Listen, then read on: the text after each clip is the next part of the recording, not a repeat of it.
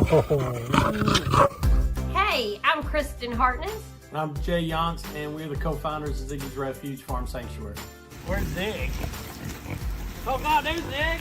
Ziggy's Refuge is a farm animal sanctuary located in North Carolina. We rescue farm animals from abuse, neglect, and we try to give them the best lives imaginable and rehabilitate them.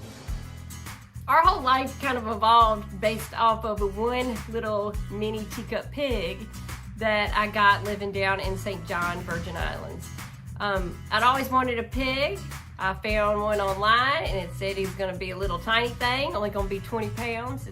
He just kept growing and growing and growing, and my 20-pound pig ended up being a 250-pound pig. When Kristin got Ziggy, he was promised to be this like mythical creature, this pig that stays really small. Turns out, basically a lie. It's a ploy to get people to buy them. They do not stay small. We literally, as a rescue, get calls every single day about people bought a pig, told they're gonna stay small, they don't, and now they can't keep the pig. And you know, that is one of the many needs for farm animal sanctuaries. We have quite a few pigs here on the property actually that are relatively small. To get these pigs as small as they can, they'll breed a runt with another runt. And really what that is just taking bad genes and combining those bad genes, and they continually pass those down. So all the pigs that we have here that are pretty small, they have, you know, arthritis at the age of 2. We have one whose back legs just kind of drag behind. We have quite a few that just do not have the best genetics, and we do our best to keep them happy around here and give them the best quality of life they can have, but they are severely disabled.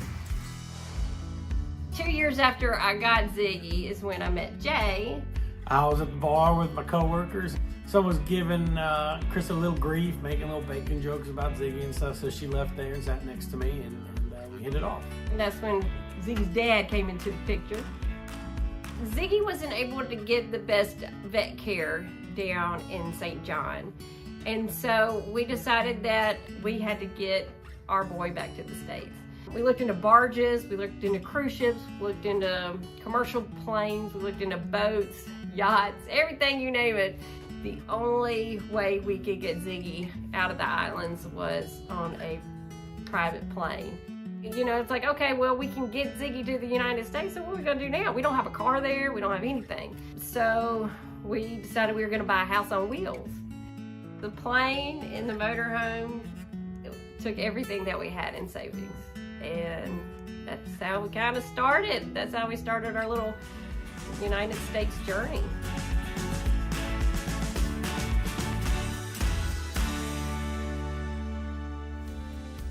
As we were moving around, we also started parking our RV at different sanctuaries and volunteering there. That's when the plan started, where we were going to work towards getting a farm and starting our own organization. We get to take animals that, you know, we find them at their worst, and we're able to build them up and provide for them and see them thrive out here. We have pigs, cows, we got emus, we have alpacas, goats, sheep.